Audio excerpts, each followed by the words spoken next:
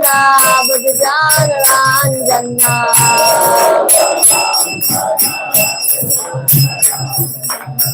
Yamuna Tira Vanachari.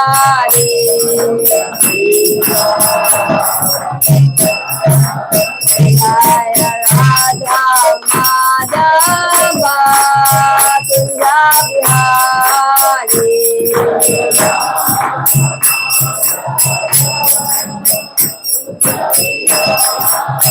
Jaya Radha Madhava Kunja Bihari.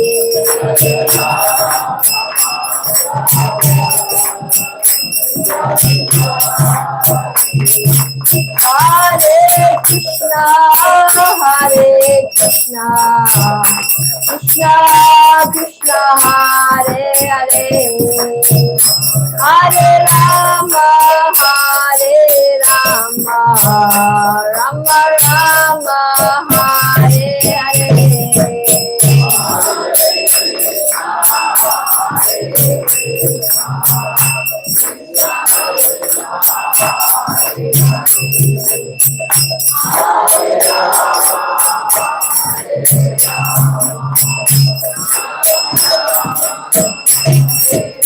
Hare Krishna, Krishna Krishna, Hare Hare, Hare Rama,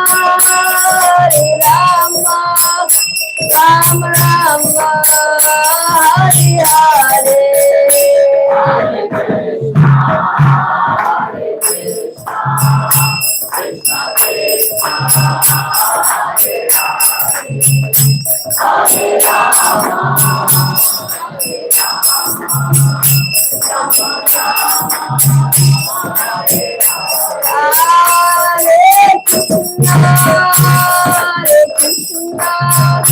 Krishna Krishna, Hare Hare, Hare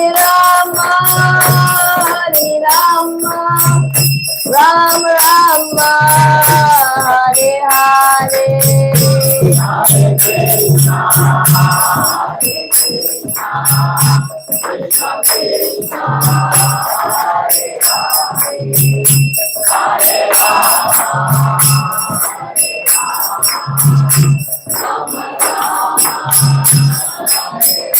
Jaya Jaya Prabhupada, Prabhupada, Jaya Prabhupada.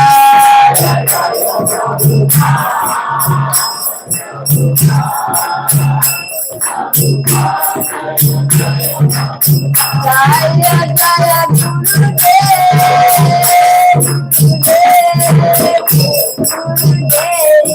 Jaya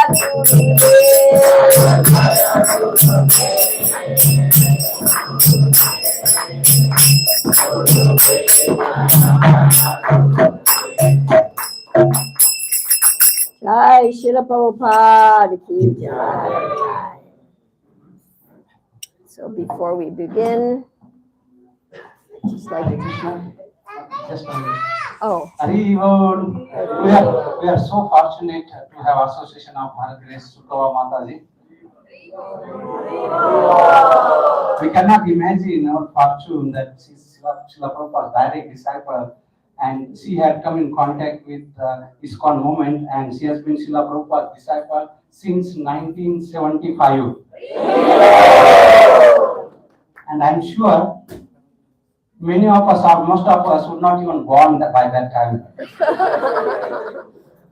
48 years of dedicated and sincere service to Srila Prabhupada mission. We cannot imagine our fortune today. Out of that 48 years, Mataji spent 10 years sleeping in a van for spreading Srila Prabhupada's mission.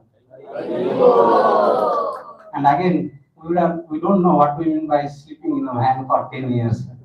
If we sleep in a train for 1 or 2 days, next day we get bored. But for 10 days, 10 years into 365 days, 3,650 days, Mataji. I wasn't in the van all that time. I only slept there at night. Thank you. And Mataji has done, so today So as we living entities, the first thing that we come in contact is a false ego, and the last thing that goes is a false ego. So today, Mataji will be giving a seminar on detecting and disarming false ego.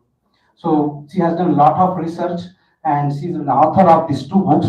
So all the books we put here, part 1 and part 2. Those who would like to take these books, please contact after the seminar. And a request from Mataji is that please attend both the part 1 and part 2. And please keep your notebook and pen ready so that you can write all these practical tips. So once again, so let's thank and welcome Mataji by chanting Hare Krishna, Hare Krishna, Krishna Krishna, Hare Hare, Hare Rama, Hare Rama, Rama Rama, Hare Hare.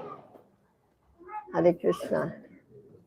Thank you for your very excited introduction. I'd like to just start with a prayer because Om Gyana Timarandasya Gina Gina Shalakaya Chakshra Umalitam Yesna Tasmai Shri Guru. I was born in the darkness of ignorance, and my spiritual masters are continuing to open my eyes with the torchlight of knowledge. I offer my respectful obeisances again and again. Namo Vishnu Padaya Krishna Prasthaya Bhutale Shrimati Bhakti Vedanta Swami Niti Namane Namaste Saraswati Devi Gauravani Pacharine Nirvishesha Sanyavadi Paschachadya Shatarine. So, oh my goodness, more. Thank you.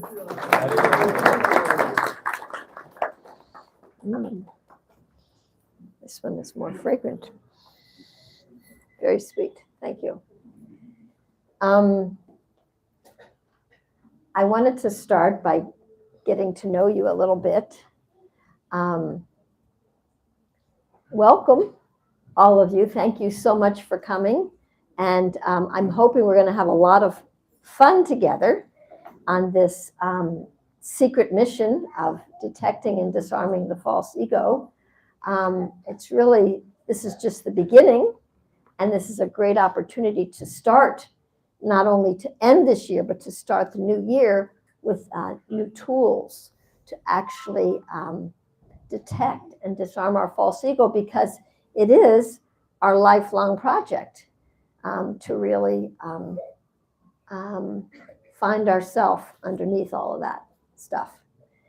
I wanted to ask you, how many of you got the message to kind of think about what you wanted to create and for yourself and your life? Did anybody get that message? Okay. How many of you did it? Okay. So we're going to take the time right now, because, you know, when we create something new, we want to create an intention, because an intention really has us focusing in on what we want. Otherwise, if we don't know what we want, the information kind of comes in, it's kind of interesting, and then it just goes out, and then it's just like any other class. It happens that way because we've got so much stuff going on up here. So when we create kind of an intention, then we have a little bit of a focus. So I'd like each one of you to just think for a couple minutes, if you could have, out of taking this seminar, if this was like the breakthrough opportunity of a lifetime seminar, this was not like any other seminar. If you could have anything that you want for yourself and your life out of this seminar, what would it be? And please write it down or note it down if you have a phone. Just note it down, because we want to put it into existence. Because if we just kind of say it in our head, things in our head seem to sometimes evaporate. So just one thing that you really want for yourself and your life, if you could have anything, even if you don't believe it's possible, one thing that you want for yourself and your life, just one thing. What would that one thing be if you could have anything that you want for yourself and your life? So everybody just write that down. I've wrote my intention. And I'll focus on my attention while you focus yours on my attention.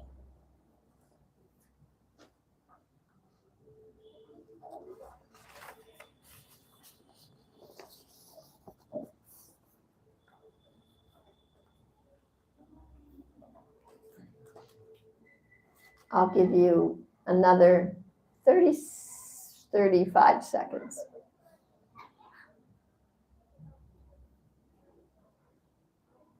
Just to get clarity.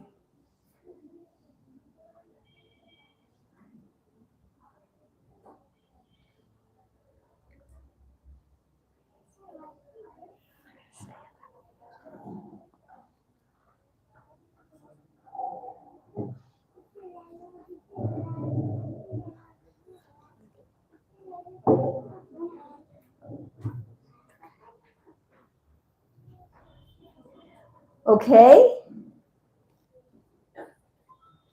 So did everybody complete that? Okay. So my intention is that out of this seminar, this is the beginning, that out of this seminar, you get the beginning, the possibility of really creating that all your intentions, each and every one of your intentions is fulfilled by the experiences you've had in this seminar. So that's my intention, that each and every one of you get your intention fulfilled. So now it's not just a blessing, because you're going to have to do a little work. It's not just a blessing. Sometimes, we go to our elders and we just want blessings. And speaking of that, I'd like to ask for the blessings of all of you and anyone who's my elder, and certainly a lot of you are more intelligent and more scripturally fluent and all of that than I am. But here I am up in front, so I get to do the talking. But I ask for blessings, but sometimes when we ask for blessings, we want, just hand it to me. Just let me just get the dust, and that's going to just dissolve any problems I have. Sometimes we come to Krishna consciousness and we think, yeah, this is going to end all my problems. So we have a role to play in our purification and in our path back to Godhead. And part of that is detecting and disarming our own false ego, because nobody else can really do that for us, because nobody else is inside. So that's our little bit of our work. So I wanted to also ask, how many of you are IT something? Something, okay. And how many of you are something other than IT? Okay, all right. Okay, we got a little of both. Some people raise their hand twice. And yeah, I don't know what I am. I'm not IT. And then how many of you are married? Okay, a lot. Okay, and how many of you are not married? Okay, all right. So I just wanted to get a scope. So we've got a little bit of everybody in here. That's good for me to know, because I can use certain examples. Now, I'd like to say that in my experience, we understand, even if we're not in IT, we understand the operating systems of our computers and our little cell phone devices better than we understand the operating system of our human machinery. What do you think about that? And we're in this human machinery and we use it 24/7, even when we're sleeping, it's working. But we don't know how it works. Speaking of which, did you ever see like a little 2-year-old, and sometimes they try to imitate their parents, and they're going like this, right? They're trying to push all the buttons to make something happen, because they know that people push buttons and things come up. but they don't know what they're doing, right? So sometimes they know what they're doing, but sometimes they don't know exactly what they're doing, and they push wrong buttons and delete pictures that shouldn't be deleted and things like that, because they don't know really what they're doing. They don't know how to operate it. And sometimes, just imagine, people use drones now to take pictures, right? They're kind of sophisticated, and it takes a little bit to understand them. But can you believe if you wouldn't understand how to do it, you didn't really read the directions and nobody showed you, and when you're operating it, it's kind of like, oh my gosh, crash into a wall, crash into another person, and you might just crash the whole thing and lose a lot of money, right? I'd like to say that's kind of how we operate our human machines. We kind of crash into other people, we crash into walls, and then we get mad at other people when we crash into them. Does that sound kind of familiar a little bit? Yeah, because we don't understand our machinery. So this human machinery is an amazing, sophisticated machine designed by Krishna. Amazing. It has automatic systems. It breathes. I mean, we don't die even when we go to sleep. We still breathe. Our heart beats. Our stomach digests. Our blood circulates. And even if we have to go to the bathroom, it wakes us up in the middle of the night. It knows what to do. It heals. We can cut ourselves, and yet it heals. And in fact, when we sleep, the body heals a lot. Can you imagine putting your computer to sleep and any bugs in it? When you turn it on, all the bugs are gone. Wouldn't that be nice? But Krishna already created that kind of machine. It's a really fabulous machine. And it's a gift. However, sometimes in coming to Krishna consciousness, and we understand that we're not this body, we're spirit soul, we kind of, that makes sense. We kind of get it intellectually, but we misinterpret that information, and we make it mean that I should neglect the body. I should ignore the body. This body is such a wonderful machine. It actually gives us warning signals. It actually gives us information, but we don't know how to interpret the information. Now, sometimes your computer gives you a little information, like you need to plug in your computer, right? Because the battery's going to wear out. So it gives you a little notification. But when our body says, oh, you're getting tired, you need to plug in your battery, what do? We don't go to sleep usually. Usually we don't go to sleep. I know we don't take intoxications, but we might take some coffee. We might, depending on what we're doing. Or we might just go into emergency and push our adrenal system beyond what it's really capable of doing. In fact, the adrenal system is the backup plan. It's the backup battery. And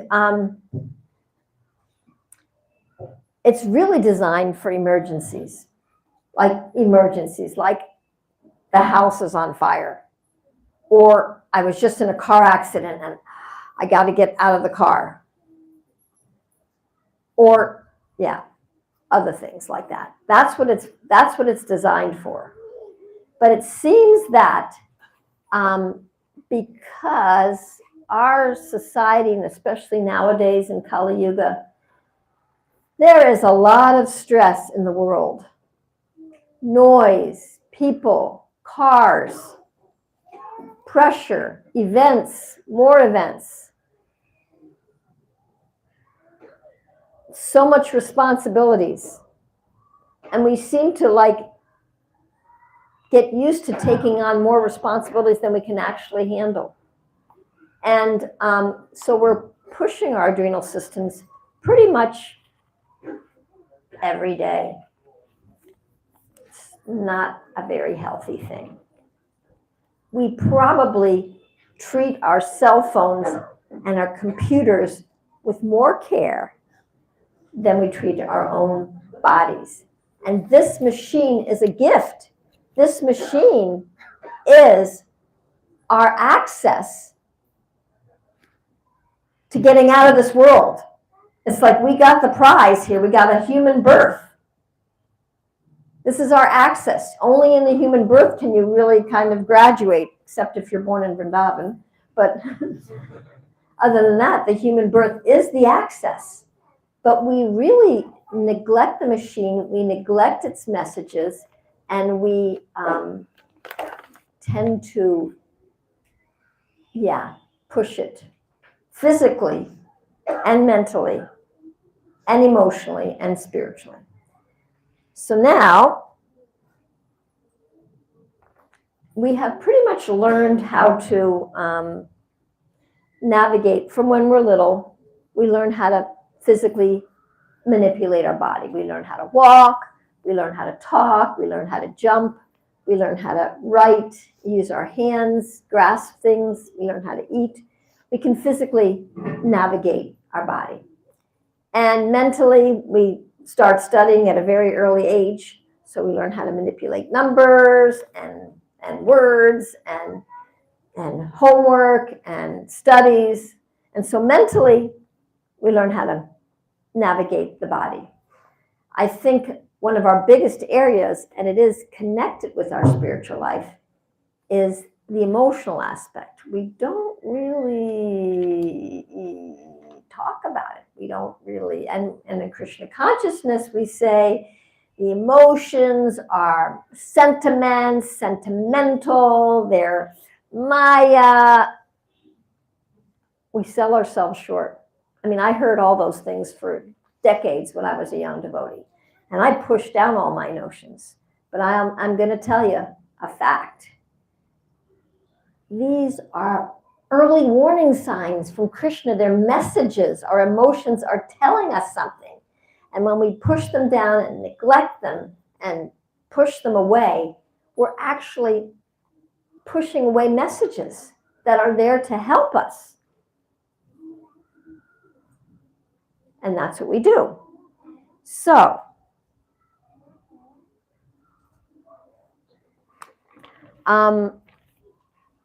the hardware programming of a computer, so we're going to use the computer analogy since there's a lot of IT people here.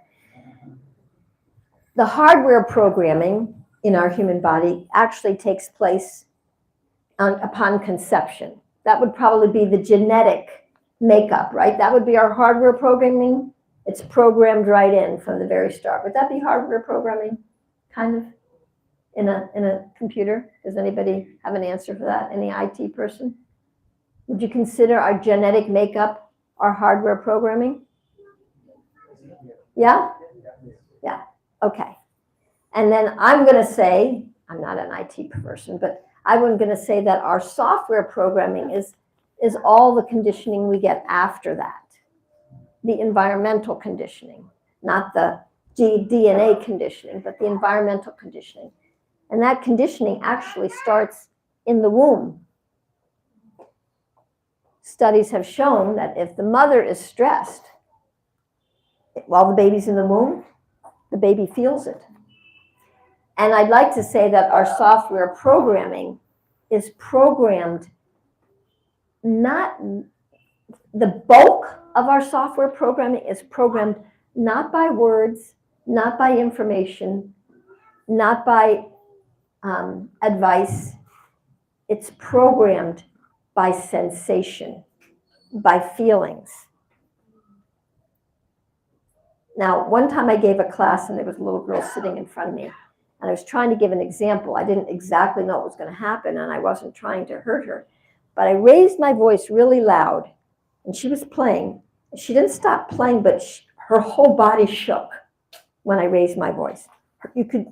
I said, look at that. You could see her body shaking. So we feel things like our senses, our whole body feels. So when we're in the womb, we're feeling the pressure. We're in the womb. Even it says at 7 months, you can, sometimes become a little conscious. And in that consciousness, you pray to Krishna. Oh my gosh, Krishna, I blew it again. So please don't let me forget you.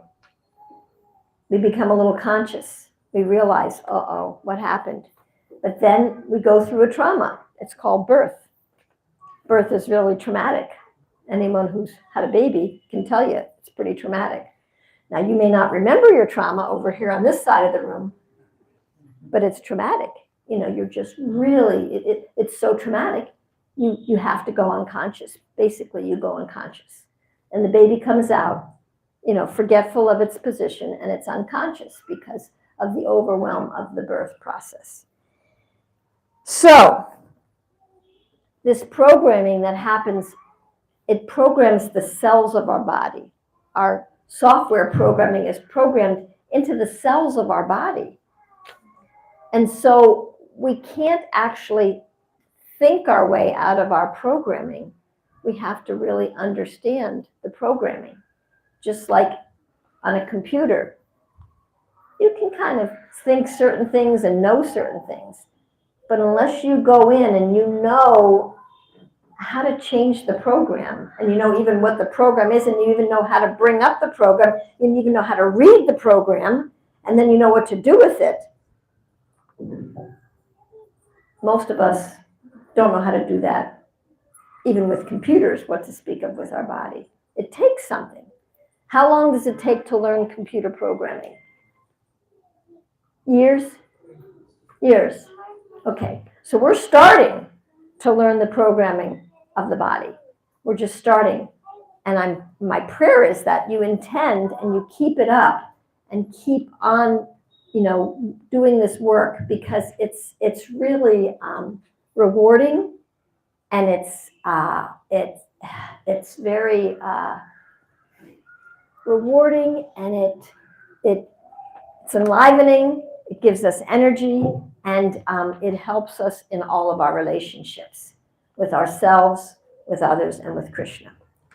Okay, so now our software programming is subtle. That's why we have the word detecting up here. It's invisible. How do we detect something that's invisible? How do we detect things that are invisible? Somewhat? I'm sorry? Feeling. Feelings can help. Good, good, good, good. You guys are getting somewhere. Okay. However, if we just feel it, what else do we need to do besides feeling it to make it more recognizable?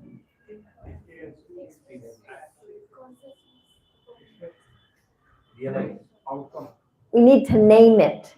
We need to give it a name, because otherwise we're feeling, but I'm having an experience, I'm feeling something. It doesn't translate into anything that we can do anything with. We want to give it a name. So if we're feeling something, we can give a feeling a name, and then we're like, oh yeah, that's what I'm feeling. Oh yeah. Then it makes more sense. And then we can actually use this part of our head, the mental cognitive brain, to kind of like now get a grasp on it. And that's what we really need to do. We need to integrate. Okay, so there is a feeling brain and there is a thinking brain. And these two both take part in the birth of our false ego. So now I'm going to talk a little bit. But first of all, before I do that, we're going to have a little exercise. Exercise number 1. So we want to recognize and we want to name. So we're going to name some aspects. So I want you to start just thinking, look at me or look around the room, and tell me some of the voices. You don't have to tell me, I'm sorry. Write it down. Write down some of the voices that are going on in your head right now. Opinions or thoughts, or like, what is she talking about? Voice in my head, that kind of voice in your head. Like, gosh, I don't know, I'm so confused. That kind of voice in your head. Yeah, I'm feeling, yeah, whatever. Just write down one or two voices in your head, like, I don't know what she's talking about, like, voice in my head. You can give an opinion of me. You can say, why is she giving us this hard? You could say, that could be a voice in your head. You can say, you could write down, I don't want to do this. It's like, this is too hard. Whatever you hear this thing in here saying to you, just write it down. Even if it's, I don't know. That's a voice in your head. So everybody write down at least one, maybe two or three. At least one voice in your head. Can you write a voice down? Can you get a voice in your head? Okay, then write down, I can't do that. Just write something, one thing, because we all have voices in our heads.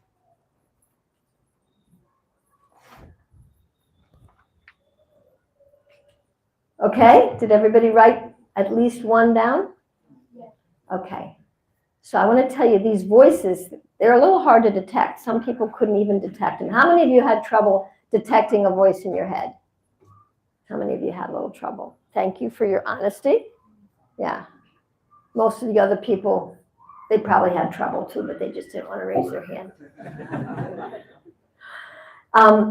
These voices in our head are like apps running in the background, and they drain our battery. They drain our battery, honestly, because they tell us things like, I don't know, what should I do? Oh my gosh, what does she want? What should I say? All that energy, and they drain us. So these voices are generally connected with our false egos. So you can keep that list, because we may refer to it at another point in time. Just keep that little list. So now I'd like to talk about the birth of the false ego. And this book here, the blue book, this is part number 1. This is really about the mind and the false ego. So I do talk about the birth of the false ego. And here I'll give you a little summary. Of course, this is 300 and 400 pages. So it's 700 pages of, it's all about the false ego and the operating systems. But I'm going to give you an overview. So the birth of the false ego. So sometimes we think, gosh, why did Krishna make a false ego? Why did he make a false ego? I mean, he didn't have to make a false ego. He didn't have to make it so hard. Why did he make a false ego? Does anybody know?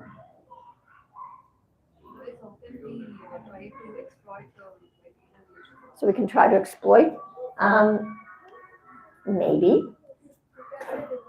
I'm sorry? To test our devotion? Maybe. That might be there too. Because we wanted to enjoy. That sounds like a scriptural answer. He wanted what? He wanted to create a gray area. I think there's a lot of gray area. I would like to say, if you buy a new laptop, right? And you plug it in, and the little light on the side comes on, or one on the top.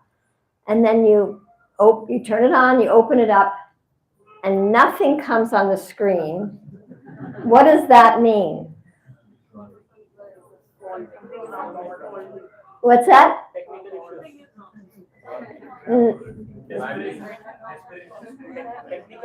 No technical issues.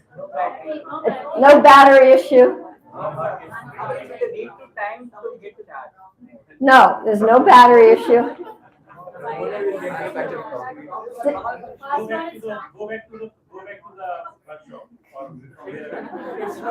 I'd like to say, I have another idea. Maybe somebody said it, but I didn't hear it. What happens if there's no software programmed into the computer? Right? Did you ever have a computer with the programs crash and it turns on and it's on, but the screen is blank, right? The software programming crashed.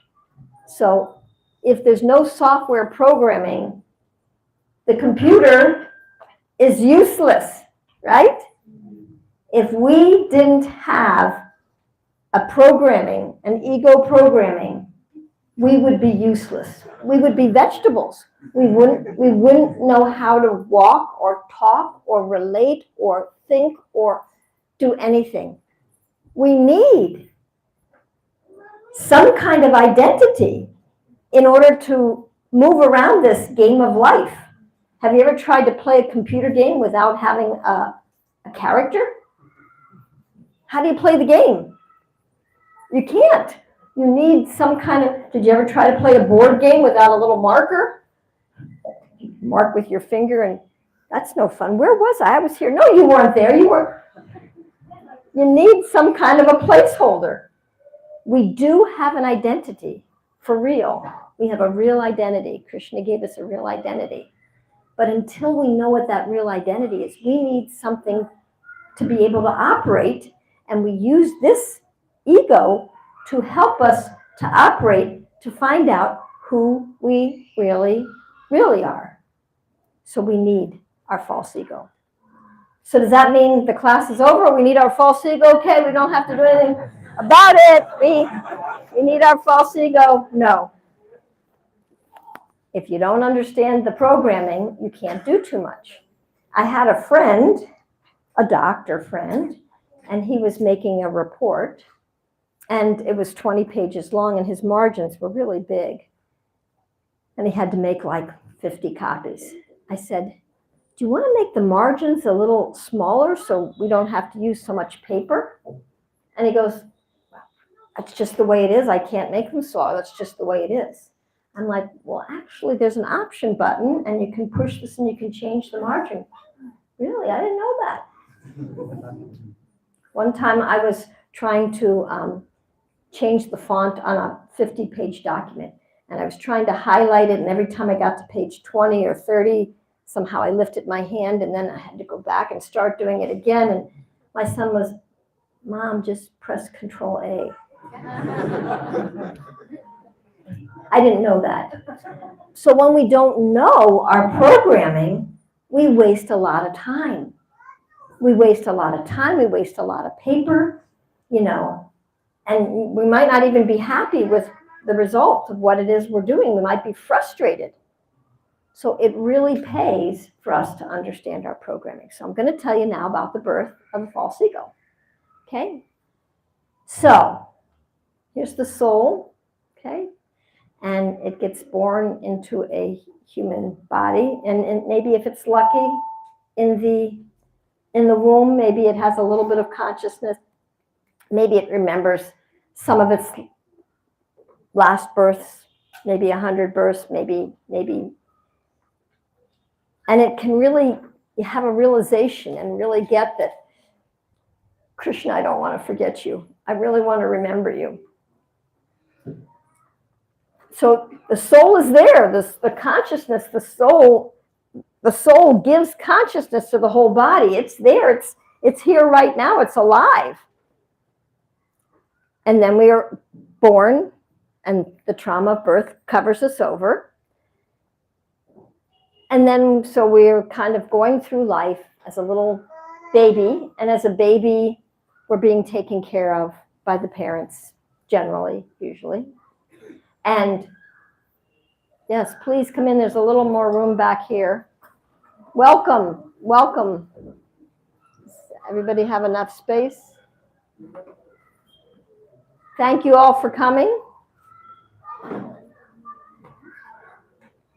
Is Bala Rajesh here? Is Bala? He's there? Okay, good. I couldn't see you, so.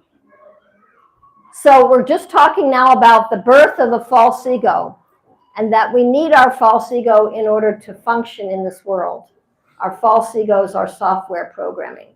So when we're really little, it could be before we even have words. It could be when we're 2, when we're 3, when we're 4, when we're 5, somewhere pretty early on in our life. Something happens in our world. As a little baby, maybe we're taken care of, we're pampered. When we cry, we get attention, and when we, coo, we get attention. So we get a lot of attention when we're really little. And then something happens. It could be anywhere from being put with a babysitter that we don't know, getting another sibling, a brother or sister that somehow now the attention isn't on us and it's over here on this other living entity. It could be somebody dying.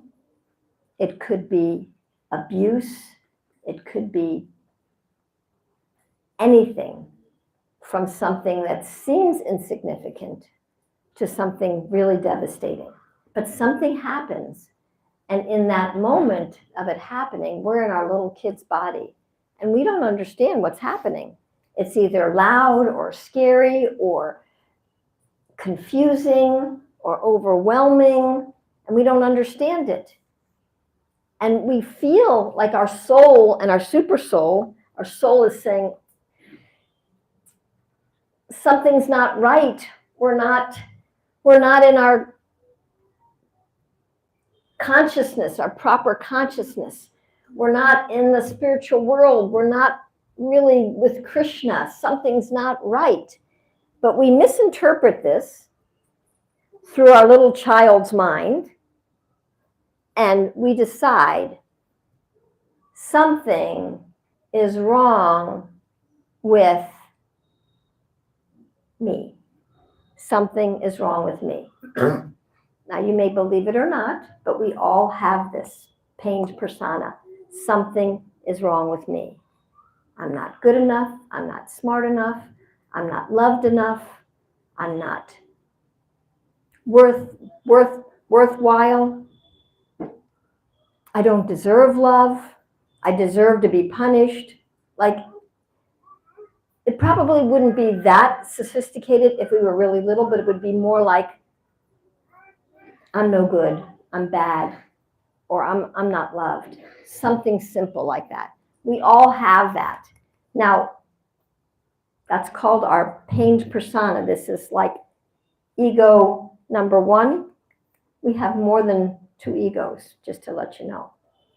So that's egos number 1, our pained persona, and that covers our soul. But that doesn't feel very good. And I don't want to be that.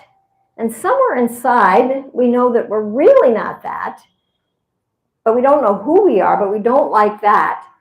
So we somehow learn, we're really intelligent, how to create with our little bit of intelligence something that protects us and prevents us from that pain. So I'll just give you an example in my life so that it makes it a little bit more clear, because this is a pretty subtle point. So when I was little, my brother was 2 years older than me, and I came into the world, and then I don't exactly know when he started it, but he used to punch me a lot. 2 years older than me, he would punch me and, hurt me. And my mother I was the 3rd kid, and then soon after she had another kid.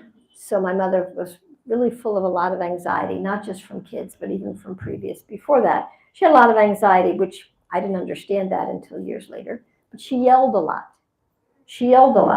And she yelled at me and my brother.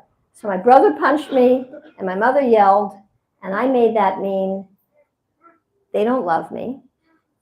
I mean, you don't punch somebody you love. And why are you yelling at somebody that you love? Why would you yell at somebody that you love? And I'm unlovable. So I didn't like that. I didn't like that, but I really came to that conclusion. And I gathered more evidence. Okay, see, he's punching me again. See, she's yelling at me. And every time they punched or yelled, which was often enough, I had more evidence to prove my theory that I'm unlovable. So, but we all want love. I wanted to be loved. I wanted to feel that love. So what did I do? I started being like getting good grades. My mom was a teacher. And so I started to get good grades so I could get some pats. And that kind of felt a little bit like love, but it didn't last very long. So then I had to get a little bit more love. So I was buying love most of my life, and even my friends that I had in school, I would do whatever they wanted. Whatever you want to do, let's do that, because I wanted them to like me. I didn't want them to not like me, and if we do whatever you do, whatever you want, they're going to like me, so I'm going to have a friend. Then I came to Krishna consciousness. I did whatever my authorities told me. I was submissive. I was obedient. I did what I was told, and I got lots of pats. But these pats didn't satisfy me. They didn't fill me, and they certainly distracted me from who I really was. But that was my preventing, protecting persona, one of them. Now, in the book, I describe 4 other personalities. There are more layers of pain and proving and pain and producing. 6 layers. So we got 6 layers on top of our soul. And then we come to Krishna consciousness. And we've got the absolute truth now. Oh my gosh.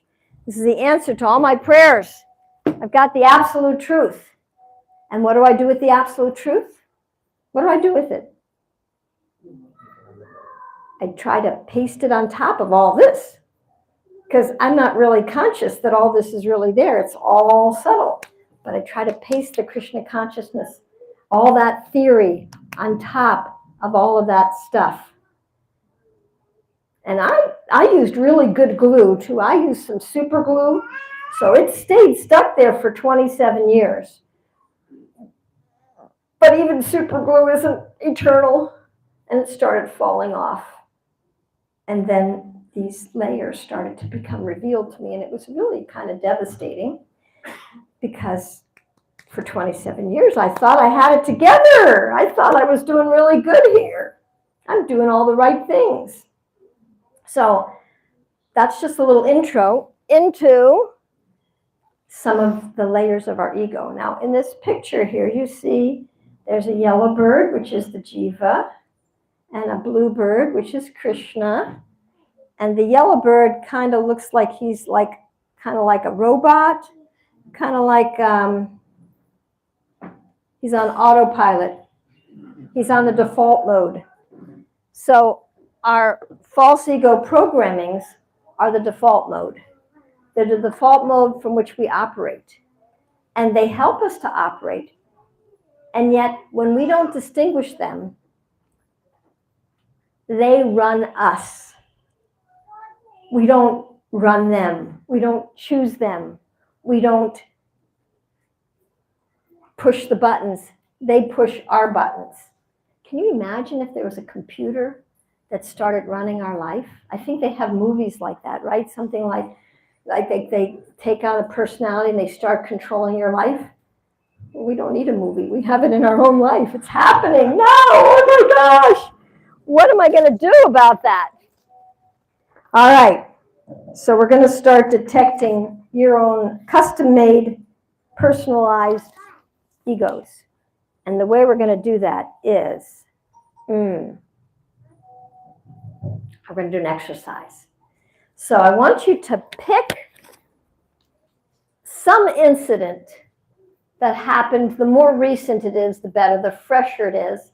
And of course, the more disturbing it was, the better. So something fresh and irritating, frustrating, disturbing, angry, sad, hurt, any of those feelings. And I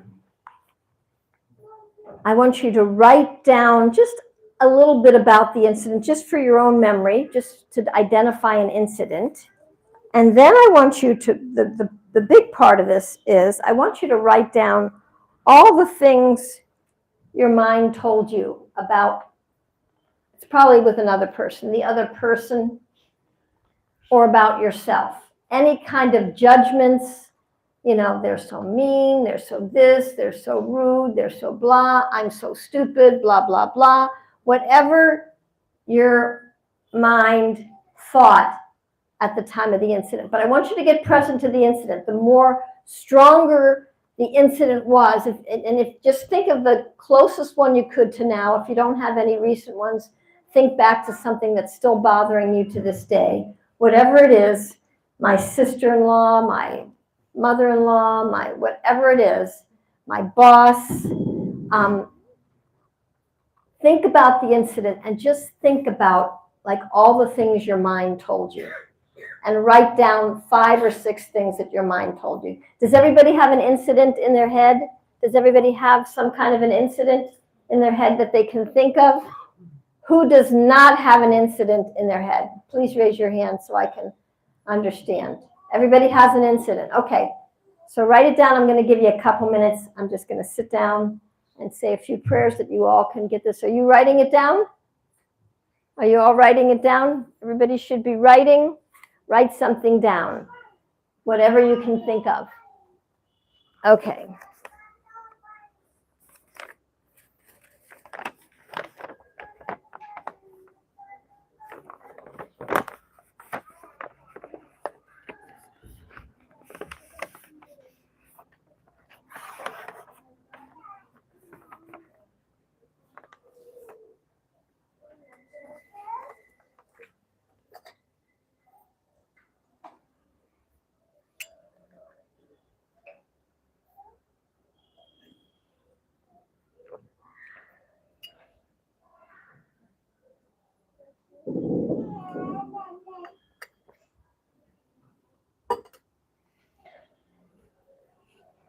So we're writing down like things that our mind, that we were thinking about the other person in our mind, or that we were thinking about ourselves. It's not fair. How could they?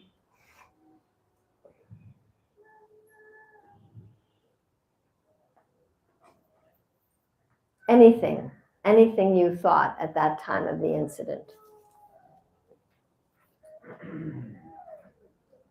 And maybe you got angry and you thought, I shouldn't be angry. Devotees don't get angry. If you thought that, you could write that down. Anything you thought. I wish I didn't have to work with this person. Whatever you thought, write it down.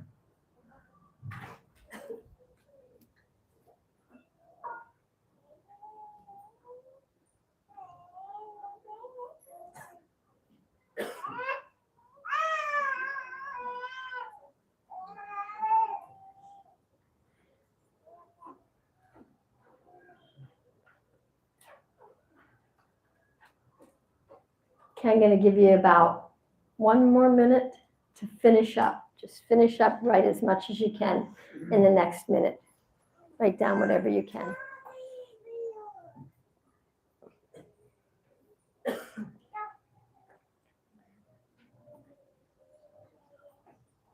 Did everybody get something written down?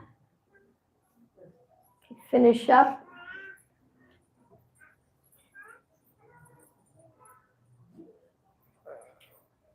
Okay, 10 more seconds. Abbreviate. Did you write it down?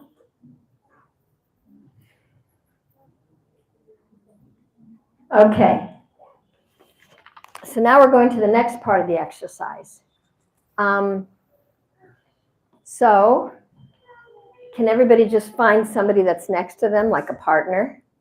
And you're not going to share exactly, like the whole thing that happened, but you're just going to share the things that you wrote down after the incident. I mean, does everybody feel okay doing this? We're just sharing, what the voices in our head said after the incident. We don't have to say the incident. We don't have to. So I want you to share with the other person with as much feeling as you can, whatever your mind said. Oh my gosh, I I can't believe that. I mean, whatever it is. So the person with the longest hair will go first. So you got to figure that one out. And then I'll give you like 1 minute to read your list, and then we'll switch, and then the other person will read their list to the other person. So everybody find somebody, maybe you two, maybe you two, maybe you two, and then go across. Yeah, you can get the guy behind you, you can get the guy behind you, and you can get the guy behind you. That's kind of quicker. Just try to get a partner. You got a partner. Everybody got a partner. Everybody got somebody. Got somebody. Okay, and are you going to talk with her? Go ahead.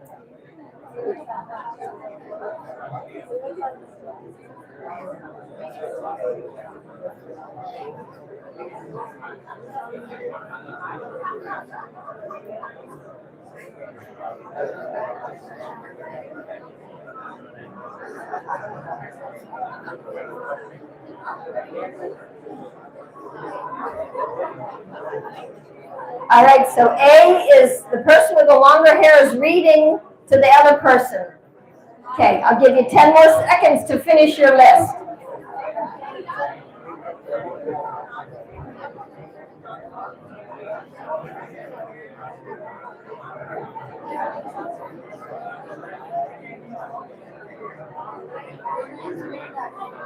Okay, now switch.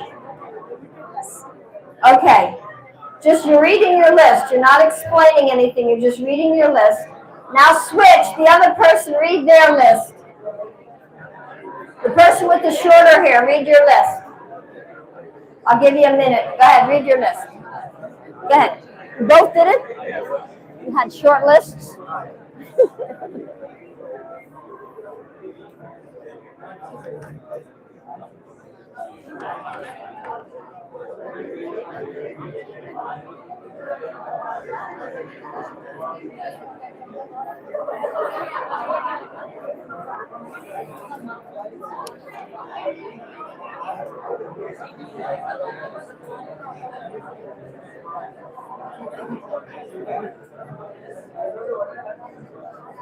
Okay.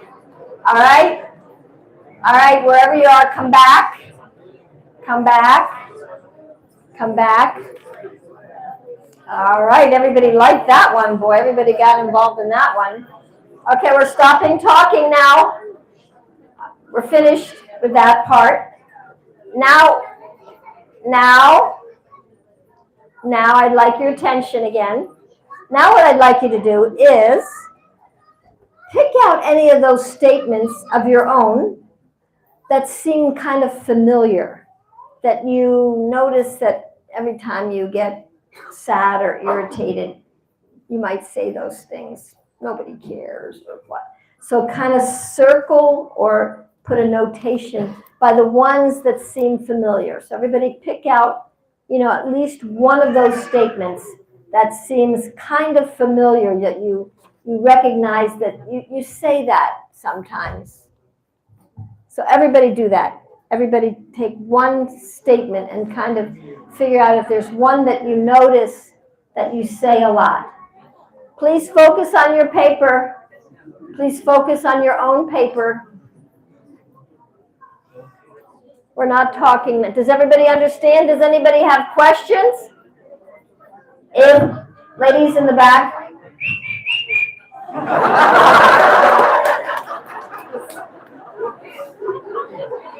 If you have questions, ask me. I can clarify for you. If you don't have questions, please do the assignment. Just circle one or two of those things that seem familiar to you.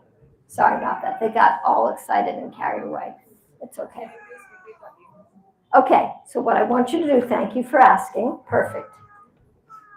Out of all those statements that you wrote down as a result of whatever that incident was, if there's any of those statements that seems familiar, like you remember saying this about your brother and your sister and the other person and your friends, you recognize and you've heard yourself saying this in other circumstances, like circle that or put a tick mark by it or underline it or something. Does that make sense? If there's any statements like that, okay? So did everybody get a chance to do that? Did the ladies in the back get a chance to see if there was one statement that was very familiar? Okay, so we're going to use that later on. Hold on to that statement. Now we're going to do one more part of the exercise, and that is you're going to turn back to your partner, and now the person with the short hair is going to go first, so the other person, and they are going to read their list. Pay attention so you know what to do. The person with the short hair is going to go first, and they're going to read their list, and they're going to say the magic words, "My mind is telling me," and then you read the statement. And then you say it again, "My mind is telling me," and then you read the second statement. Then you say, "My mind is telling me," and you read the third statement. So if the statement was, "Nobody cares," "My mind is telling me nobody cares." So do that, short hair first, read your list, "My mind is telling me," and keep repeating, "My mind is telling me," and then after a minute we'll switch. Get with your partner. Do this with your partner. Your partner is going to listen to you. Do you have a partner? You have no partner? Oh my gosh. How can you do the exercise? Do you have a partner? Do you have a partner? Okay. Did you share? Did you say, "My mind is telling me"? He needs somebody to share with. Who are you going to share with?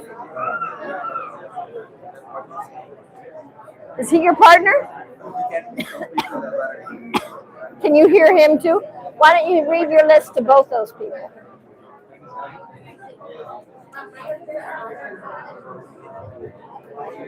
Okay. Now I want you to switch. And whoever hasn't gone, please read your list and say, "My mind is telling me," and read your list. "My mind is telling me this, my mind is telling." So the other person go. Go ahead. All right. "My mind is telling me.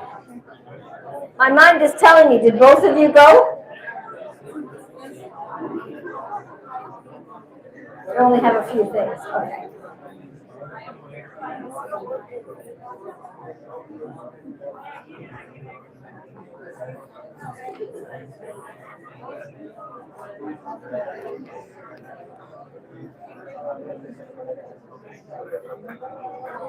Okay, I'll give you 30 more seconds to finish up. If anybody didn't get to finish, say your lines.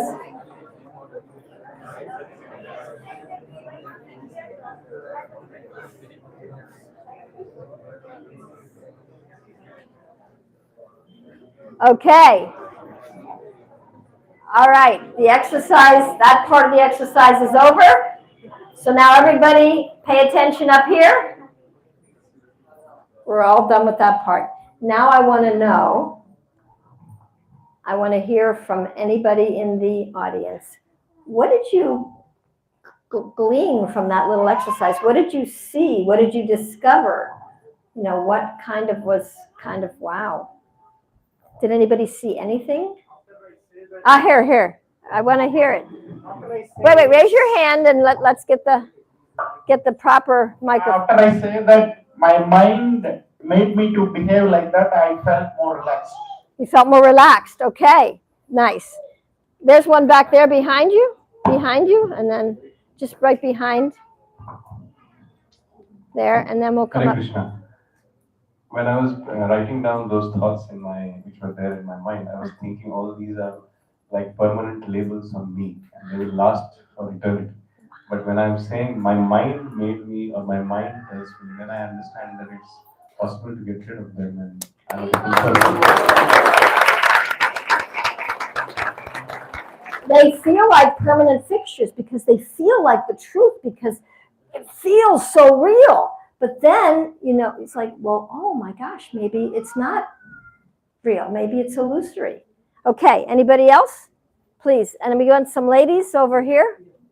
We got some ladies over there. Let's hear some of the ladies. Hare Krishna, Mataji. Okay. As soon as when we added the prefix as my mind is saying, so immediately I was kind of like distant from that emotions. Aha. So it is not my reaction, but it is coming from the mind. And so I was feeling that, oh, okay, it is mind which is putting these kinds of emotion. Right. It's really revealing, isn't it? Do you want to say pass it on to the ladies over here? Thank you.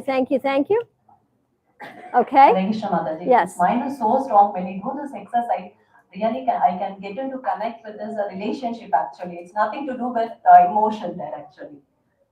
There's a relationship between me and my mind. Is that what you're saying? You know, Mataji, the soul to soul, I can see that. Oh, actually. you had a relationship then. Yeah, as my son, as my husband, I can see the soul actually. Oh. Instead of my false ego there, it's coming. I am right always.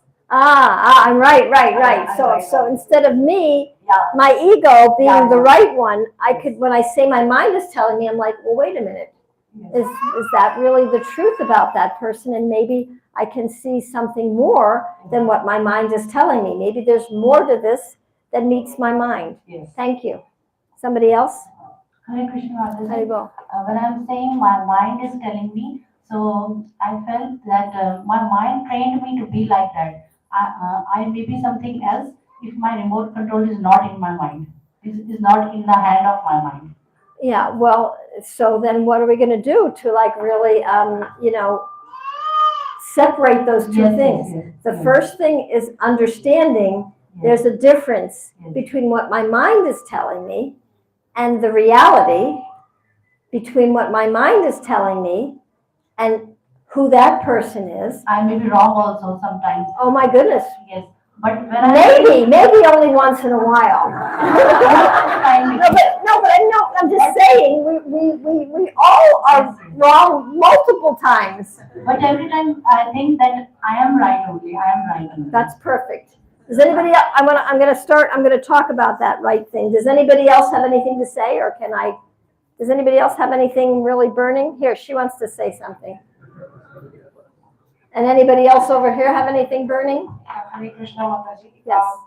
When I did this exercise, I feel that I found the root cause. Like in our CS, in computer science, we say any bug, you do the root cause analysis. That's what it did. And usually I do that in my own life. So let's say the things which I wrote, I usually do in my journal. But the thing is, most of the time, I would not be able to implement it. Like sometimes, yes, I do implement. By Krishna's mercy, most of the time, I'm like, my fault, I am accountable, I must do better always. That's all. I like those two last things that these ladies said, and I'm going to elaborate on them. Can we pass that back? So the first thing I want to talk about is being right. And the second thing I want to talk about is root cause. So we're going to go back to the soul and then the first pained persona, right? The first pained persona is there's something wrong with me, right? So we start out this life feeling there's something wrong with me. Now, how many of you like to be blamed or like to be made wrong or like to feel that you're wrong? How many of you like to feel you're wrong?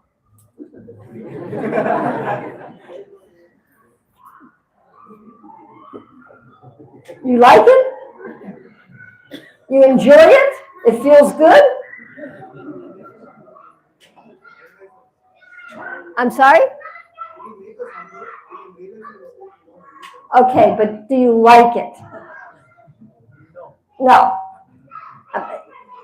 We can learn from our mistakes, but it doesn't always feel so good. We don't like to be wrong. And so what do we do to compensate? We try to be right. We try to be right all the time, because if I'm right, I'm not wrong. But if I'm right, usually the person I'm talking to, they feel wrong, and then they argue back with me and try to make me feel wrong, and then we've got a huge waste of energy. Because we're all trying to prove who's right and wrong, and we're both right, and we're both wrong for trying to prove that we're right. So there's this thing, and also the thing about the first pain persona, like I'm bad or I'm not good enough. That first pain persona, nobody likes to feel bad, right? So then what do we put forward in the world? How good we are. We put our good stuff forward. We try to look good. We try to dress perfectly and have our tilak straight. And we just really try to do everything so paka that no one will criticize us. So we try to look so good because we don't want to be bad. So these are the ways that our the first two, there's at least four more that I described. They compete with each other. They're on the two sides of duality, right, wrong, good, bad, and we just swing back and forth and back and forth and back and forth, and we're not present, and we're waste a lot of energy swinging back and forth. So that's a very, very interesting thing about these egos, and it's important information because we don't want to waste time because there's not enough time. We're so busy, right? So we want to get to the root cause. In any situation, okay, you got the ego, pain persona, preventing, comparing, proving, cracked. On top of that, Krishna consciousness. We've got all these layers.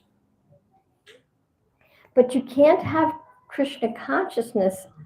It's not an artificial imposition on the mind. Srila Prabhupada said, Krishna consciousness is not an artificial imposition on the mind or on somebody else's mind. It's actually inherent in our soul, but we don't know who we are under these layers. We're attached to these layers. But if we could get to the bottom layer, if we could get to the root cause and heal that, a lot of the other things will lose their power. I'm going to say they lose their power. They won't completely die because it's wired in, but it will lose its power. And that's part of disarming the false ego, understanding it and unplugging it, at least temporarily. Now, we might plug it back in again because some parts of our false ego are helpful. One of my false egos is I'm a workaholic. I became a workaholic at the age of 8. So it's gotten me a lot of results in life, but it's also driven me crazy. It's also driven me to be harsh in my relationships and push people away just in order to get things done. It's really, really wreaked a lot of havoc in my relationships. So now that I understand this about myself, it's not that I just throw out working hard, but I don't have to work hard. I don't have to push to get a result. I don't have to be harsh. But if I need to work hard, I know how to do that. And I can be kind while I'm working hard. So that's the advantage to understanding our ego mechanisms. Not that we're going to get rid of them, but now we're going to integrate them and now use them rather than them using us. Does that make sense? And that's what these books really talk about. They tell you a lot more than I can tell you in this little time, and it's getting late already. Okay, so I did that. Yes. So my mind is telling me our minds are big meaning-making machines. Meaning-making machines. Now, this is part of the design because we have to make meaning in order to navigate the world. I have to know that this is a chair and understand that chairs are for sitting. Otherwise, I won't know what to do with this. I might put this on the table, or I might, use this as a ladder. I won't know what it's used for. If I don't know that this is a desk, I might not know that I can put papers on it. I might stand on it, or I might take the kartals and pound on it and think it's an instrument. So making meanings has some value for us to navigate and organize our world. However, the meanings and interpretations that we add due to our pained and protecting personas really create a lot of problems in our life. So I just have to tell you that part. Now, okay.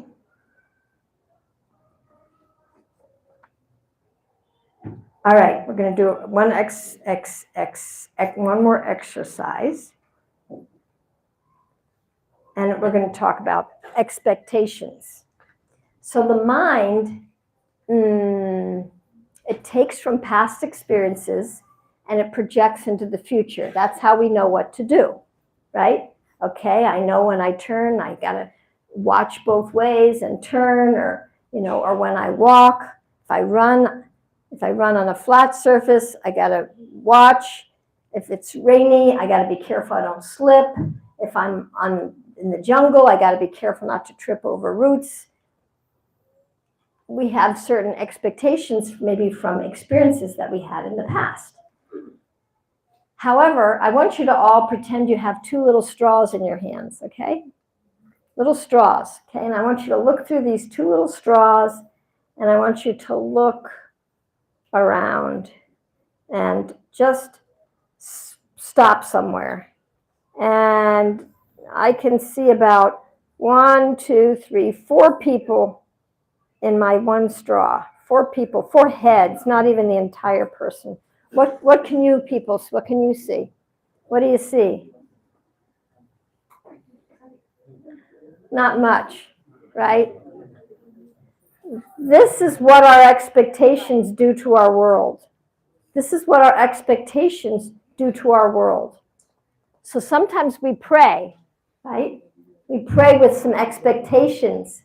We have a prayer and we want Krishna to, answer our prayer in a certain way. And we think that Krishna should answer our prayer through this little straw here, that's the way he should answer our prayer, because that's what we want. But Krishna answers our prayer, but he's answering our prayer over here, right? He's answering our prayer over here, and we're like, why isn't Krishna answering my prayer? Why isn't Krishna answering my prayer? Krishna doesn't love me. See, it's true, I'm unlovable. Krishna's not answering my prayer. When we open up our perspective, oh my gosh, wow, look how many people there are in this room. Oh, and then we feel something moving over here. Oh, wow, there's something over here. And oh, there's something over here. So many more options are available for us to serve Krishna. But if we have an expectation, somebody should act this way, they should behave this way, they should fit through my straw, and then somebody's looking at me through my straw and their straw, and then they're not coming through mine and I'm not coming through theirs.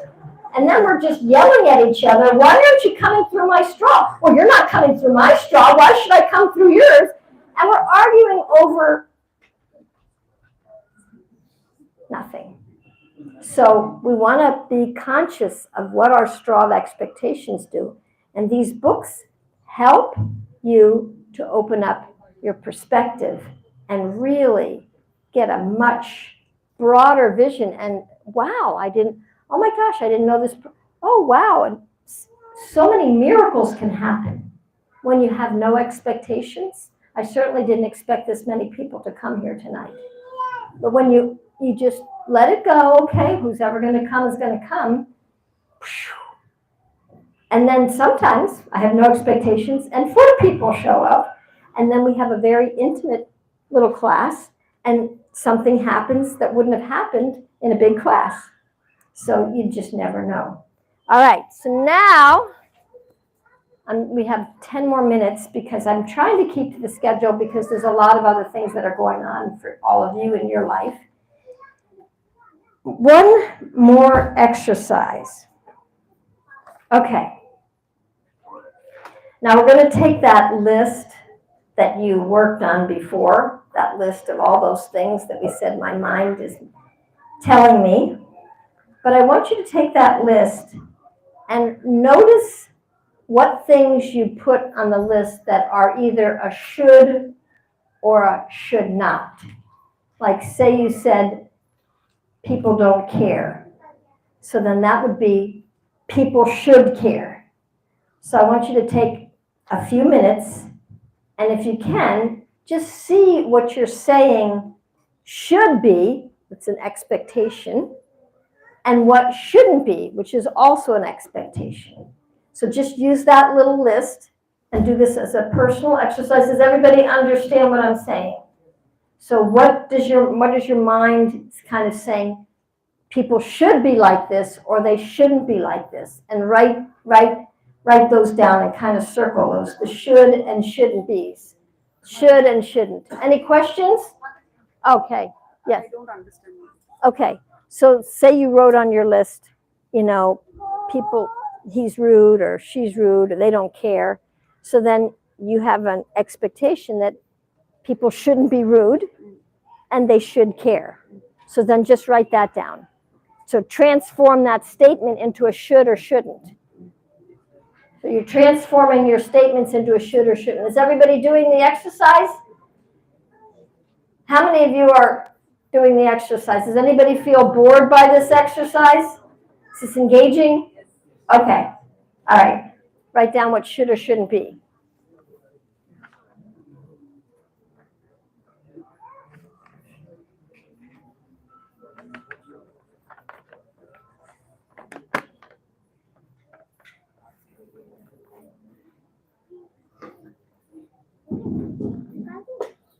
Oops.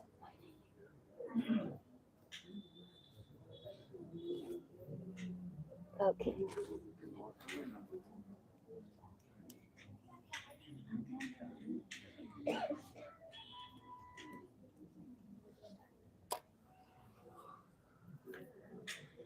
Okay. I'll give you 30 more seconds. Did everybody write down at least one or two shoulds or shouldn'ts?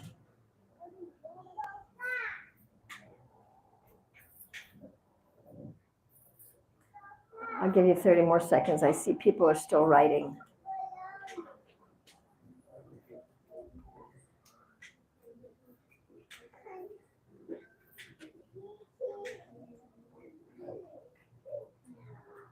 Okay. Okay, so now we're going to talk about shoulds and shouldn'ts. Whenever we have expectations like people should be like this, or I should be like this, or I shouldn't be like this, or they shouldn't be like that, or the world shouldn't be like this, it's called resistance. It's resistance. It's resistance to what is. Resistance. I talk about this a lot in the books. Resistance. So our ego, our egos, all of our egos, are a resistance to reality in one sense. I mean, they do help us maneuver around this world, but they're a resistance to the truth and reality. And they're not in alignment with the truth. They're some of the lies we tell ourselves, which is the title of the book. Finding the Gap, Some Truth About the Lies We Tell Ourselves. And then the second book is Entering the Gap, More Truth About the Lies We Tell Ourselves. So in the should and shouldn'ts, this is a resistance to the world. And every time we see or name a should or shouldn't, you'll feel some irritation or what does resistance feel like? When you resist something, tell me what you feel. Anybody have any feelings that they feel? Resistance, what do you feel? Disturbing, agitating. Agitating, disturbing. I'm sorry? Pressure, tension, resistance, stress, helplessness. Okay, what else? Friction, irritation. Yeah, frustration. And it's our resistance to what is. So I'm going to give you all a homework assignment. How many of you are going to come tomorrow? Because, you know, this is really, I mean, I'm trying to give you a crash course on human programming.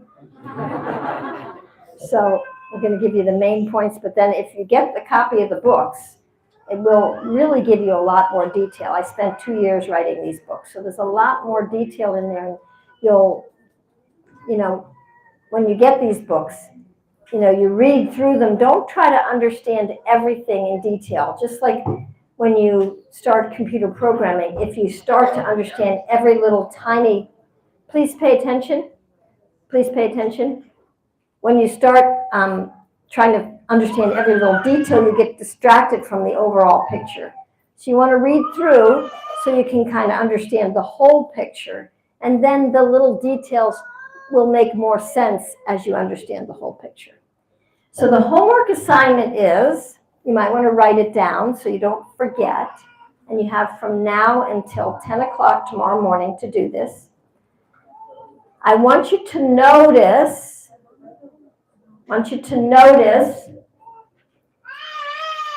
anything that shouldn't be. Children shouldn't cry. I'm just making a joke, but it's just something like that when you feel a resistance. Oh, why is that child crying? Something. Oh, it's too hot in here. It shouldn't be hot. Just whatever it is that you're resisting, it shouldn't be, or they should get an air conditioner. I'm just making this up. These are the kind of things that you want to write down. Everything that you can that should or shouldn't be, that you notice from tonight until tomorrow morning. And I want you to notice at least one thing, because if you don't, it means you're not paying attention. So try to pay attention. I know your lives are busy, and I know you've got a lot on your minds that's important, and I know, you know, you have important things. But this is part of becoming aware. If you become a computer programmer, there's certain things you have to be aware of, certain things that are warning signals, and certain things that you can just disregard. But this is an important thing. So how many of you are willing to do the homework? Okay. So now I wanted to say, it's 8:30, but I wanted to say if there's any questions or you have any personal things, after tomorrow's session between 10 and 12, I will be scheduling little time slots. If you want like 15 minutes to talk to me about something particular, or if you want a longer session, it could be later on in the day. But, you know, we can schedule those kind of little sessions if you want to after the session tomorrow, just so that everybody gets a chance to have their personal questions answered. Does anybody have any questions about what we went over today? Because today was kind of foundational, kind of basic, wasn't too challenging. Does anybody have any questions? Okay, so what I want to tell you is tomorrow when I'm speaking, if you do have questions, if you don't understand something, you can raise your hand in the middle of what I'm speaking so I can explain it in a way that you can understand it. We don't necessarily have to wait to the end. I just want to give you that heads up now. And anybody who wants to get a copy of the books, I mean, I feel like when I went through a major identity crisis in my Krishna conscious life, I was really hurting and I was really depressed. I wanted to kill myself. And the only thing the devotees could tell me was, just chant Hare Krishna, read more, chant Hare Krishna, be happy. I'm like, I am, I have been, it's not working. And then they would say, you're in Maya. And I was like, no kidding. I know I'm in Maya. Can you say something that's going to help me to work through this and see the light? And nobody could help me. And I was bumping up against all of my egos, but I didn't know it. And so I took a lot of courses. I did a lot of groundwork myself. And I've been working on myself for 20 years. And I put a lot of this information in these 2 books because I feel like if we had some of this information, we can be a little more kind to ourselves, and we can be a little more kind and compassionate to others, and maybe not have so many fights that we have to then spend a lot of time managing. And when we don't have a lot of time, then even having a fight is even more irritating because now it's taking more time. So how can we really get to the root of the issues and heal so that there aren't so many problems in life? And I put a lot of that information in these books. So if anybody wants, I have a lot of sets of these books. Please, feel free to come. How are we going to do the payment? I have a little thing that they can charge to as long as I get the amount. But how do you want to do it? Okay. Okay, so how do we do that? Do you have that up here? Can you put it up here and then somebody can just do their thing and then they can get their copies, and I'm willing to sign copies over here so you get your copy, you pick up your copy. Who has the thing to pay? Who has that? Okay, so the person with that little, whatever it is, Q scan or whatever it is, put that down. You pay for it, and then you come over here and I'll sign it. And I wanted to say thank you so much for your time and your attention. You did all really, really well at paying attention. Even I know there's a lot of things going on with kids and a lot of people. I just want to thank you all for your time and attention. And I want to end this with Jai Srila Prabhupada and all glories to the assembled devotees.